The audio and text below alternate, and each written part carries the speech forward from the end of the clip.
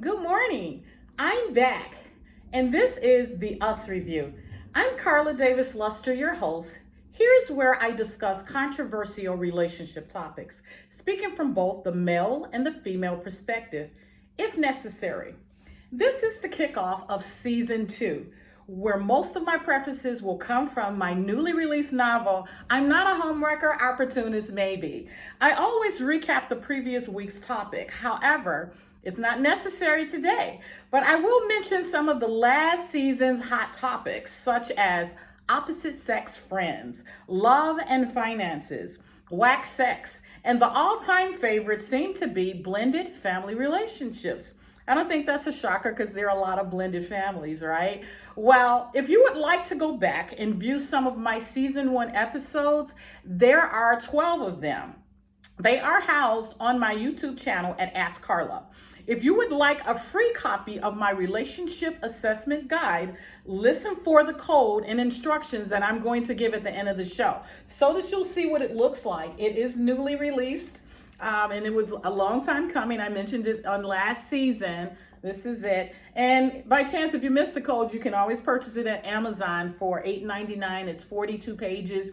It's a great conversation starter. If you're having a party for couples or whatever else, this is a wonderful thing to have there. And you have the QR code on the back where you can scan and take the test, and you can do it with friends, whomever. It just gives you your color, and you just talk about all of the things surrounding that. Good morning to everyone who's tuning in. Thank you for tuning in.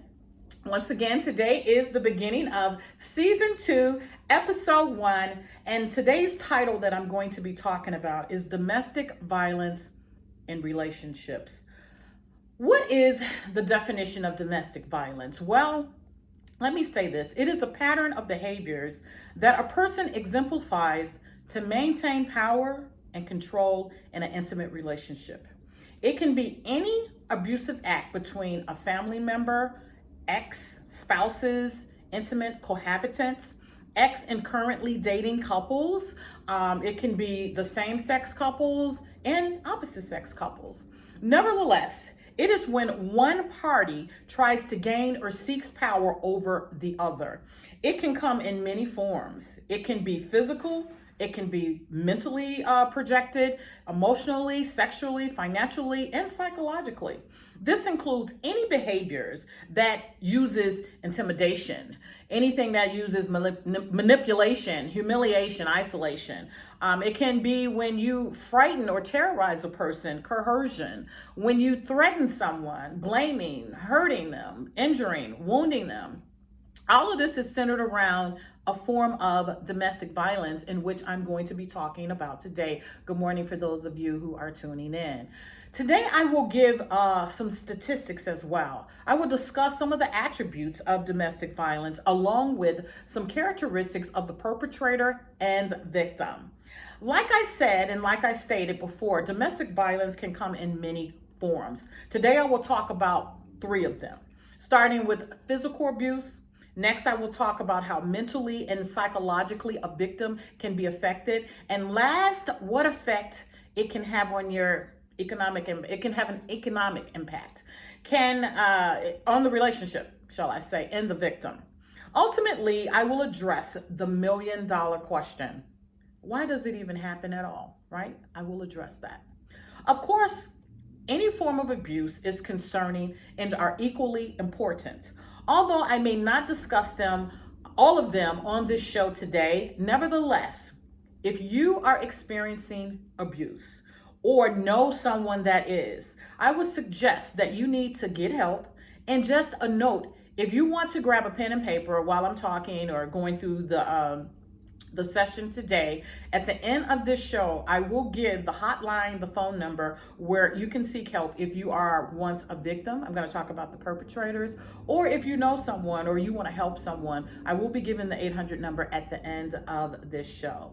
So that brings me to my introduction today. Today, my preface will come from my new novel, I'm Not a Homewrecker, Opportunist Maybe. It's going to come from chapter 1. It's entitled, We Twee, We Chuck'em. And you're probably saying, what in the world kind of title is that? Well, let me say what I did in this particular novel. I actually, at the end of the book, I have a dictionary that kind of they will explain some of the quirky terms that I use throughout the novel. However, this title is we twee we chuck 'em. Okay, so you'll get that. Purchase the novel, right?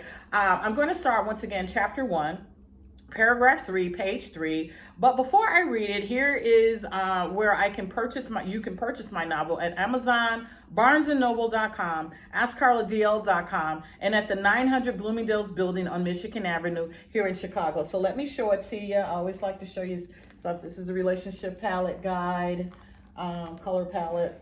And this here is, I'm not a homewrecker, opportunist maybe, so you see what it looks like or whatever. And if you want to go back, let me just pull this one up as well and start from the beginning. Season 1, I took all of my prefaces from The Woman Tells. So you see all of my novels here. But right now, I want to take the opportunity to actually read my preface for today. Good morning for those of you who are tuning in. We Twee, We Chuck 'em is the name of the chapter. As an aggressive female, it started young. I got quite a few calls to the house. My disruptive attitude stemmed from my home life. It was not a good one. I was the middle child of 4 siblings. I had an older sister and 2 baby brothers that were twins.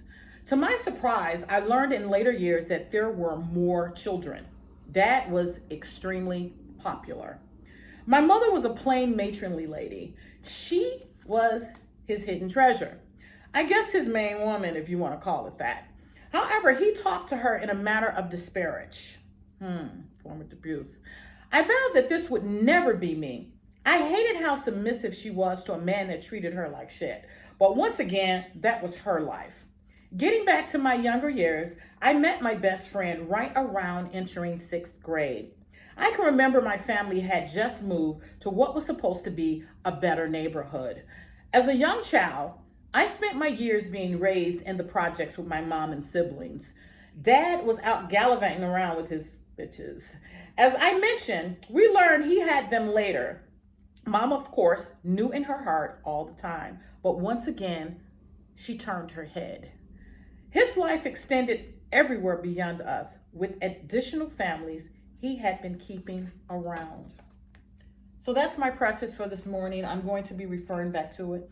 But just to mention some of the things that I just read, you hear about the mom, and you can kind of get, just a brief overview that she's a very submissive woman. However, her husband is, he treats her with disparage.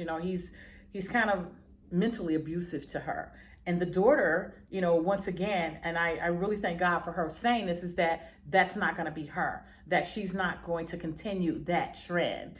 Children, once again, and I like to say this just kicking off this morning's show, they learn from us. They learn from their parents. They learn from people in leadership. They learn from their surroundings. And as I'm going to talk about, and as I'm going to state things throughout this conversation this morning, it's very important that we always put them in a good light. We monitor them and we watch what they do. So with that said, once again, I'm going to say, get the book. People, it's a very good read.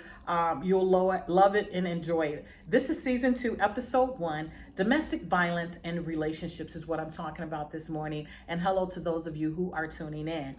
Now I'm going to start off by talking about some of the characteristics of the perpetrators. My information and research today has come from the DVCC, the Domestic Violence Coordinating Council.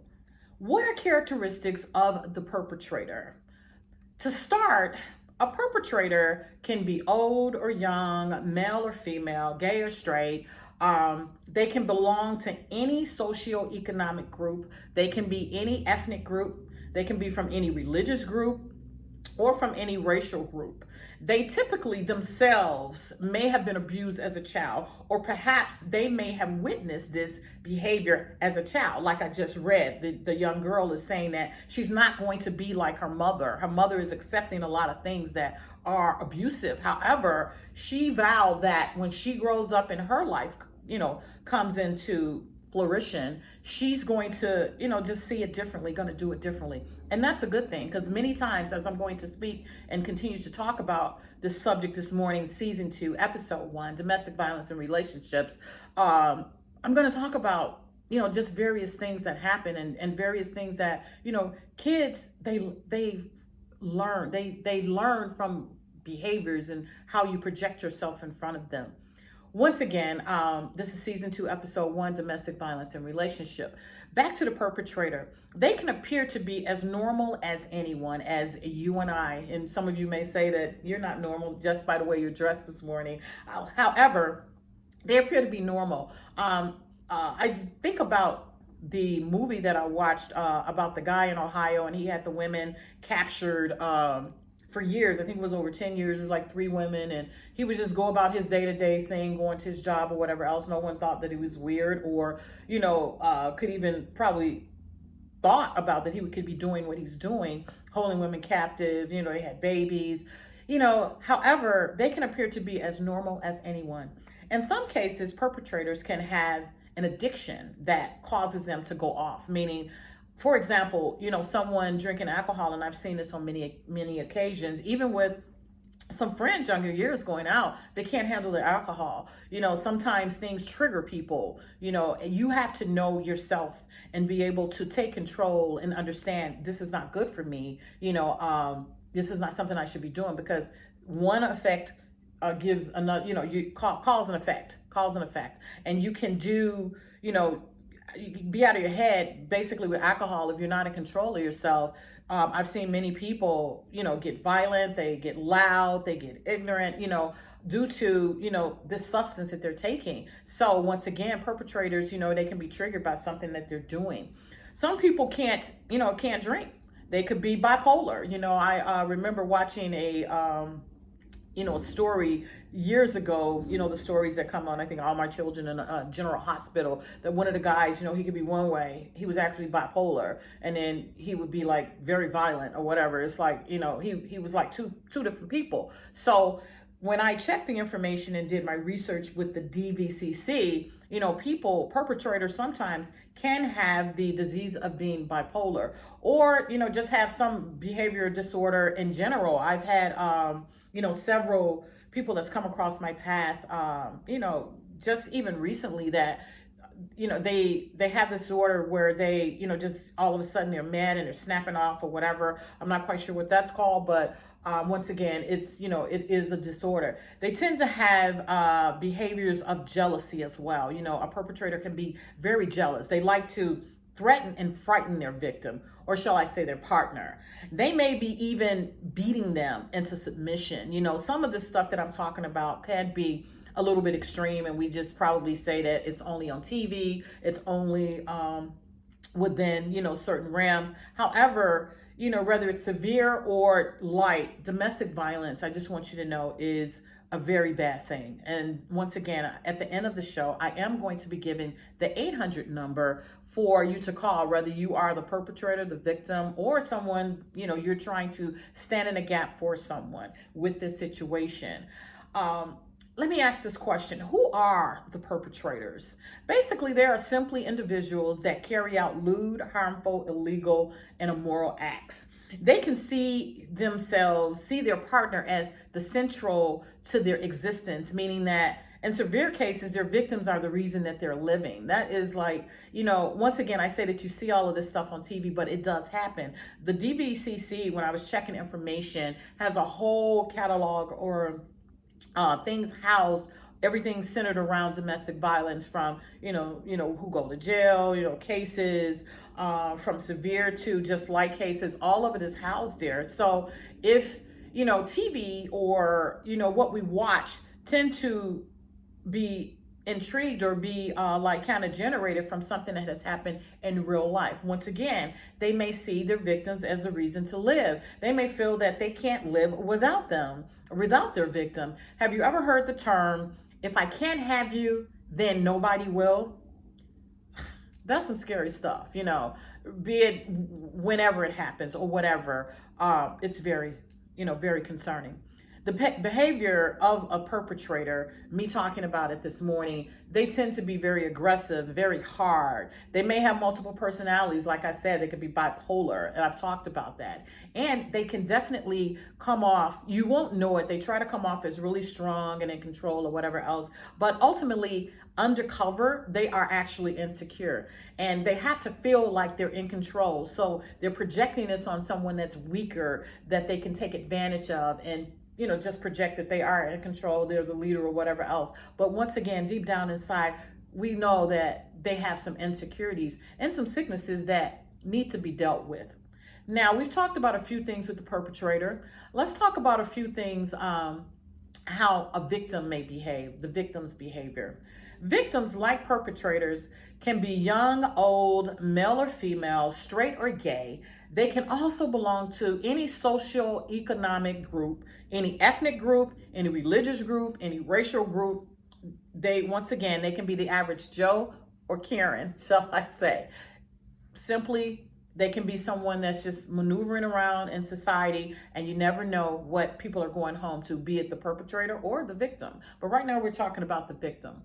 They usually start to be, once again, if it's someone that you know and they start to act funny, act different, they've gotten into this new relationship and they become, very isolated from their friends and family, possibly, a job. They start losing connections, and whatever. And, they're really just all wrapped up into this person, and they're just really acting abnormal. You can call it, some people say, well, maybe they're just getting into the relationship and maybe it's love, but you can kind of tell the difference. If it's, when people are in love and they're doing things and stuff like that, that's kind of obvious or whatever. I think it's also very obvious that when people become very secluded and very, off acting, that there could very well be something going on. And too many times, and I'm going to get into some of the statistics about suicide, too many times we allow behaviors that we know people are acting out of context to just go unnoticed and go unaddressed, which we should, because the end results can be very tragic, can be very something that we don't want. And once again, like I said, the victims, they start to lose connections. And sometimes this is because the perpetrators don't want them socializing. They want them all to themselves. Once again, that control factor. And they feel that, if they are still interacting with people, interacting with friends, that maybe the friend can influence them and like give them, bring them to reality that, hey, this guy may not be right, or this woman may not be right. Let me say this morning, this is not just something that happens to women. There are statistics that men, can be, domestic violence can happen to men. It can be man on woman, woman on man, man on man, woman on woman, so this is for everyone. This is not just a one-sided thing. Once again, I said the perpetrator or the victim can be anybody. Back to the perpetrator may not want them socializing. They could appear, once again, the victims, they appear guarded. For example, they may have been, outgoing prior to the relationship that they got in, but suddenly they start to act closed and don't want to answer any questions. If being physically abused, a victim may even show up with marks, breaks, and bruises. And if you ask them, what happened, suddenly, they've become, this accident-prone person. I fell down the stairs, or, I walked into the door. Those are some of the most common, or, I don't know what I was doing. I accidentally did this. I accidentally did that. No, that is not, that is not something that's okay. I'm going to tell you a story, and this is when I was very young. One of my friends, I grew up a little bit in Inglewood, so I am a product of Inglewood as well. I lived there from the age of 2 years old until I was 11 years old. However, I had this friend, Holly. She lived right across the street. She lived with her grandmother, and she lived with her aunt. I think I told a little bit of the story during season 1 on one of the episodes. However, I don't think I told this part. Maybe I did. Anyway, we were about the same age, about 9. I think I was about 9 years old. And, I could tell that it was like kind of just a little weird. Her grandmother appeared to be very, very strict, very, very, just kind of mean, as kids, you see that. They say if you want to see if a person is a good person, just put a kid around them. Kids kind of tell all, because they're innocent. they have no hidden agendas or whatever else. They're just kids and just want to be kids. And if they're kind of apprehensive, might want to watch it. And it could just be the kid in general, but they said just watch a kid. So we would, like play together outside when you could play together outside, not worried about your child being shot or something like that with those statistics. Needless to say, we would play or whatever. And I, would possibly just go in our house, maybe getting water or whatever. And she would come over, come across the street to mine. I can remember one day we were home. My mom was, everyone was there. My mom was there. I was there. My sister, my two aunts that were raised with me as sisters. And the doorbell rang, and it was actually Holly, and we let her in, and she was just screaming and crying or whatever else. And we discovered that her grandmother had beat her with a, wow, this is kind of hard, had beat her with an extension cord, and she was bleeding. I don't know what Holly had done or what her grandmother thought she had done, but her grandmother, she would often, like give her these spankings and whatever else. And this one, I don't know if this had happened before, but I just know at this point that it was very severe. She was bleeding. So one of my aunts was like, we need to call the police, back then it was kind of a little different bit of a time. My mother was like, no, we're going to stay out of it. And, anyway, they kind of got her together, gave her some water. I don't remember the whole situation. I just remember her bleeding and, just she had been spanked or whatever. And it was just a bad situation, a form of abuse. This is a child, learned behaviors. I can't say that I didn't keep in contact with Holly. We eventually moved away a couple of years later. They went their ways and stuff like that. But I often, like when I was thinking about a story to tell you guys on this show, I thought about, my mom and just that whole scenario that maybe, just maybe, we should have called the police, because once again, I don't know where Holly is today, but who knows what else have happened or what else went on. Needless to say, back to the victims. Have you ever, and I'm going to say this, have you ever seen a couple that's out and one says something, I'm going to say the victim says something that the other did not like in front of people? And the victim, once again, could be a male or female or whatever, perpetrators, the victim. And the perpetrator gets this real, like, threatening look on their face. Have you ever seen people do that? It's almost like, when you're doing something bad and your mother's like, doing this. However, with two adults, you don't expect that because it's almost like they're being treated like a child. They're, that perpetrator's in control. It's kind of weird that, it's weird. And then if you maybe you're in a setting with your friends or whatever, and this is happening, they start to make excuses for their perpetrators or, what everyone's centered and standing around knows that it's the obvious that, oh, that's kind of weird. Good morning. We are season 2, episode 1. I'm talking about domestic violence and relationships this morning. Good morning to anyone that has joined. That is kind of obvious. Victims, they can appear jumpy. The victim, maybe they used to be the life of the party and now they are quiet. They're always unavailable. They feel the need to, you may ask them to do something that they have to check in with their perpetrator, that control factor. They don't want to make them mad, basically, that is the reason why the perpetrator probably does not want he or she, once again, I said it can be male or female, does not want them around people because people see and can tell them and talk to them, and the victim, on the other hand, feels sometimes in a case that the perpetrator is acting like this because they love me, it's just this whole big whirlwind of wrong, right? And at the bottom line of it is that if you know someone or you know the victim, you know that they are not themselves because there is something totally going on. I could go on and on and on with characteristics of the victim and with the and for the perpetrator. The bottom line is that your friends and family. As humans, your intelligence and intuition will tell you if something is wrong, be it your loved ones that is the victim or perpetrator or someone you know. Nevertheless, it is our responsibility, we, to find a way to bring them around to the reality to understand that this behavior is not normal and that they need help. Now, I'm gonna just kind of rattle off some statistics, and I feel like understanding statistics could urge you to take action on how important this is. The statistics I'm going to talk about actually explain some of the whys. My information, once again, is coming from the DVCC, the Domestic Violence Coordinating Council. And I'll go back to, people don't like to get involved, don't like to get, into people business, and I agree with that. I'm very private or whatever, try to be.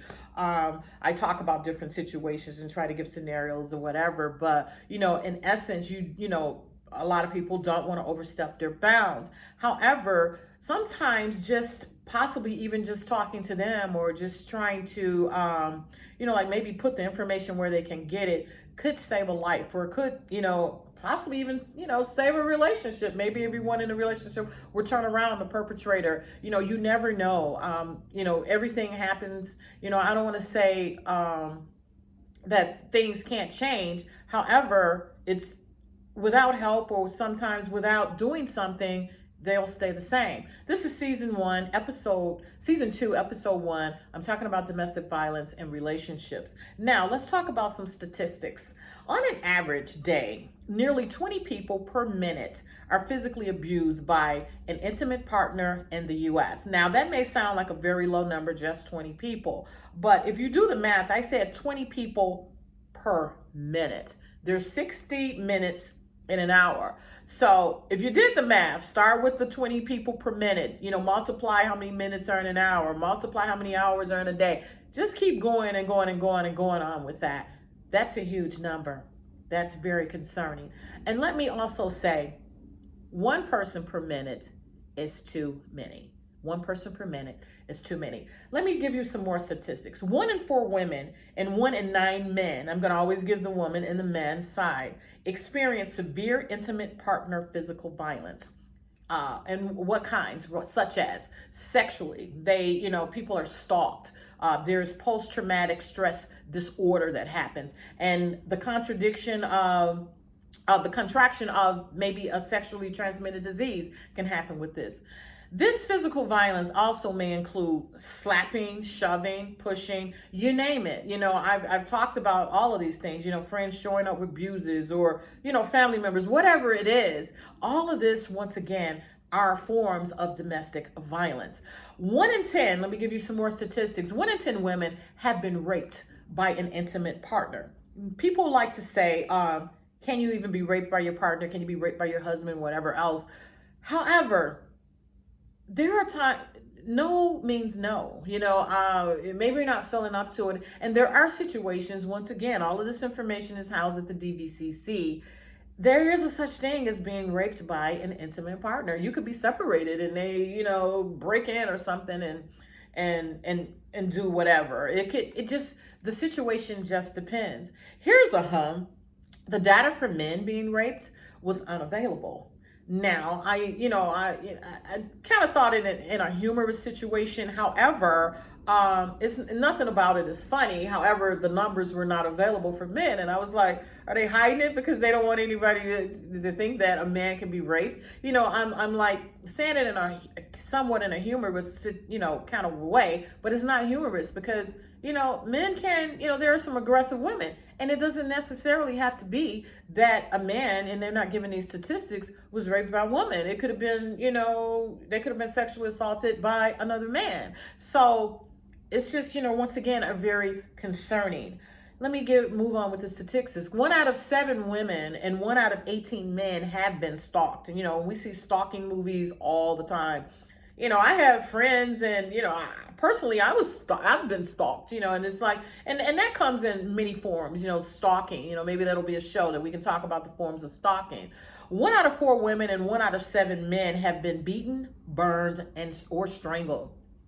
According to the DVCC, on a typical day, there are 20,000 phone calls placed to the domestic violence hotlines nationwide. And I'm going to give that number once again at the end of the show if you're just joining.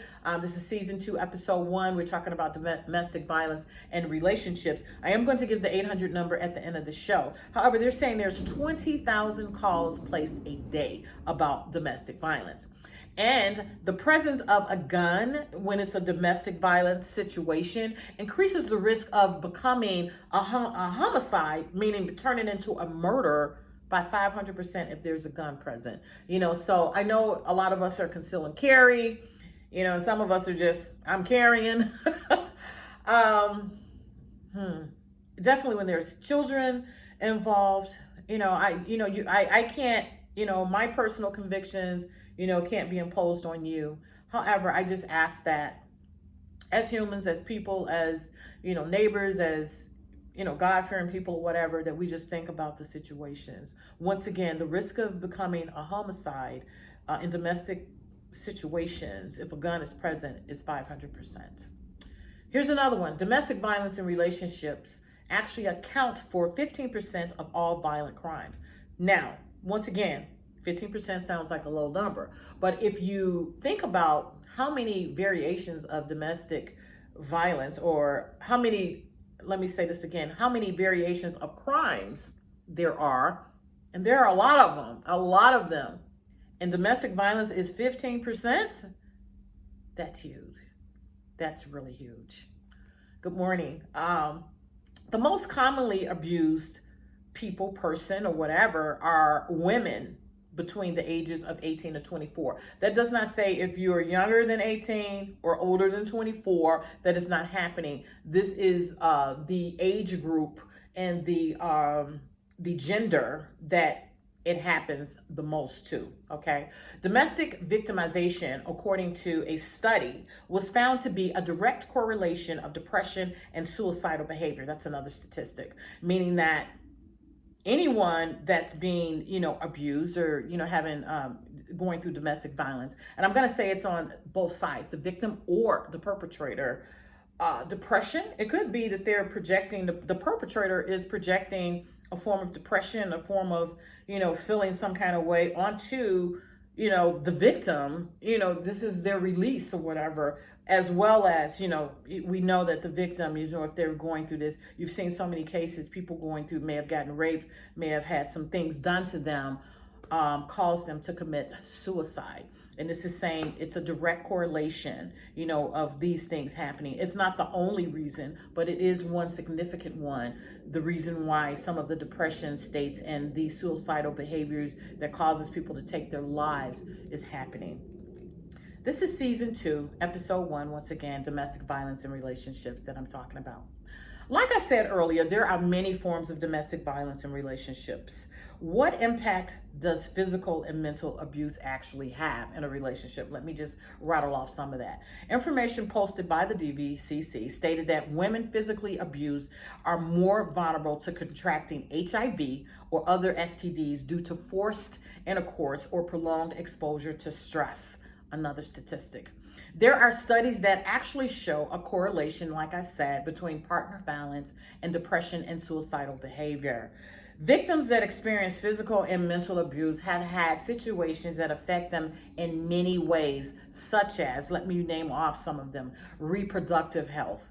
It can cause adolescent pregnancy, going back to those possibly being raped. All of that stems from, this traumatic situation happening to them. Unattended pregnancy in general can happen, miscarriages, stillborns, intrauterine hemorrhaging from the damage or the forcefulness that can happen when, someone is, just kind of jarring you or whatever. That's, it's a situation. It said that one of the statistics are nutritional deficiency due to depression causing someone not to eat, that's going through domestic violence. One way of them coping is they don't want to eat, they lose their appetite. Or someone being starved as a punishment mechanism that would be carried out by the perpetrator, trying to take that control and being the leader. As I go back to the story that I was the one on TV that I was talking about a little bit earlier with the people in Ohio, those women, as you can see, they were nutritionally deprived and deficient from, he fed them when he wanted to, get mad, lock them in there for weeks, whatever. It was just a crazy situation. Those kind of, control techniques are carried out by the perpetrator. You can have abnormal pain and other gastrointestinal problems, neurological disorders, chronic pain, disabilities, anxiety, post traumatic stress disorder. Victims are also at high risk for developing addictions to alcohol, tobacco, and drugs as a way to cope with what's happening. All of these can be a direct result of physical or mental abuse. Now, let's talk about another form of domestic violence. The effect that can, what economic impact that it can have on a victim, or the whole situation financially.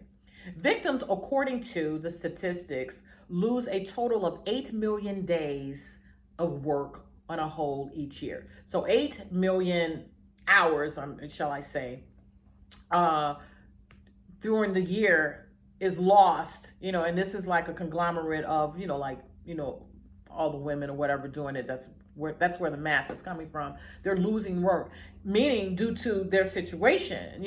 For an example, they're probably calling in, maybe their perpetrator hit them in the eye or something, and they don't want to be seen. They're trying to hide it. They can't go to work because, just whatever is going on is causing them to miss work. Maybe, he or she prevented the person from going to work. Whatever, they're losing time. Here's one that affects us all with that. The government spends, or the cost centered around all domestic violence, including jails, programs, people being put in a hospital, whatever that is $8.3 billion a year is what the government spend. So let me put this in perspective. So I guess if we could find a way to stop this from happening, we probably could have more money to put in healthcare, because we're talking about healthcare. It was a big thing. People who don't have healthcare, do this, do that. More money could be put into schools for books for children. We complained about some, the system, that they don't have the appropriate books in certain areas or whatever else. When you think about this $8.3 billion that we're losing, even if we stop some of it, that would give us more money to do more positive and effective things.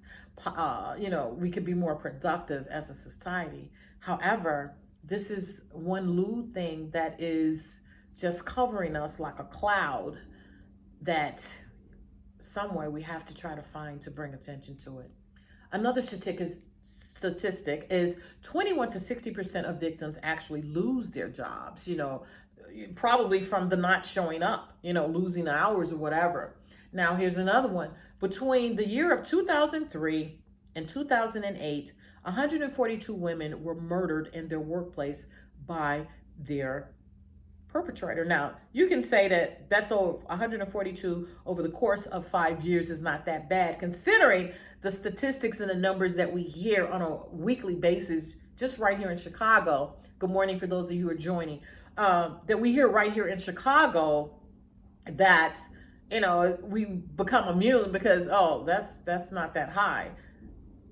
One person being murdered in their workplace is too many, and I've got to think, when you think about this, 142 over 5 years. Okay, so maybe that's 25 or 30 women a year, and they said women, this wasn't a statistic about men. So just when you think about that, that would be basically, 12, almost 2.5 women a month. Someone walking into, let's say, a McDonald's, someone walking into the post office, someone walking into UPS store, murdering someone. When you put it in perspective, that's ludicrous. It's ludicrous. So all I can say is wow. Now, let me answer that one question that I said I was going to answer. Why does this even happen at all? What explanation can possibly suffice for this behavior? Well, in a nutshell, my opinion, it is basically a complex mix of learned behaviors, a lack of cultural values, and a historical precedent. Witnessing this behavior as a child bids a great chance of transmitting violent behavior from one generation to another, and it's time to break the cycle. Once again, I go back to what I said earlier. As parents, as leaders, as individuals, pastors, or whatever else, we have to find a way to do better. We have to find a way to monitor our children, watch what they're doing, put more time into positive things rather than maybe a video game that's teaching them to shoot, teaching them to fight, teaching them to do some, really, once again, lewd things. We have to break the cycle. So what I have to say today, if you know this to be happening somewhere, we have to break the cycle. Another contributing factor to various behaviors is said that the media portrays this as a way of expression. I don't even have to say anymore. I just got through talking about, what we're allowing people to see on TV or whatever else. Victims tend to think that, victims tend to think that it's their fault. No, not at all. A person inflicting harm or pain to another has chosen to do this. And to the perpetrators, there is no such thing as "you made me do this." As much as you can lift your hands to someone or say mean things or mentally oppress someone through verbal control and manipulation because they are weak. Here's a word. Here's a word from me, asked Karla, the host of the Us Review, to those perpetrators. I want to say you are an effing loser. It's not right. Stop it. And if it's because you don't want the person anymore, the victim anymore, or your life is not going the way you want it, or, or whatever's going on in your life, or you've learned this behavior or whatever else, and you're taking this anger out on them, here's a solution. I hope you write down this number if you're looking or whatever else and call it. But here's the biggest solution. And I'll go back to the form that I've heard situations where people get fed up with a relationship and then it becomes violence. Here's a solution, people. Leave. Just leave. It's easy. Leave. Once again, so if you know someone going through this, young or old, male or female, gay or straight, victims or perpetrators, I'm not going to leave them out, okay? They need help too. Let me say this, perpetrators need help as well. They need help to learn or be taught or be counseled that this is wrong. They need to learn how to receive and give love the right way. Depending on their state of mind, perpetrators may think they are right from the learned behavior. They don't know any better. So we have to help them too. It's not just a matter of the victim. Of course, the victim needs to, need to leave, get out from under it if it does not correct itself. And most times it does not correct itself. But the perpetrator, once again, because the victim leaves and goes on, the perpetrator just moves on to another person. We saw that with, the officer guy. I can't think of his name right now, but it was multiple women. They just move on to the next victim. Everyone needs help in this situation. With that said, if you are a victim or a perpetrator, what shall I say, here's the number that I'm going to give out. Please call the National Violence Hotline at 800-799-7233. I repeat, 800-799-7233. Well, folks, that's my show today. I'll be back next week with another controversial topic, Season 2, Episode 2, entitled, When is it time to walk away? Excuse me. When is it time to walk away? I'm your host, Karla Davis Luster. Please follow me at Ask Karla across all the platforms and YouTube. You can purchase my novels at Amazon, BarnesandNoble.com, AskCarlaDL.com, or the 900 Michigan Building here in Chicago. If you would like to receive a free copy of my relationship assessment guide, like I mentioned, let me pull that back out. Here it is right here. You can get one only by following these steps. Subscribe to me on YouTube at Ask Karla, then DM me with your information, because I need that, with the texting the code that I'm about to give you, DVCC, in your information. So, with that said, that's today's show. I am Karla Davis Luster, your host. I'll be back next Tuesday at the same time at 9 a.m. Thank you for tuning in. I'll see you next time. Bye-bye.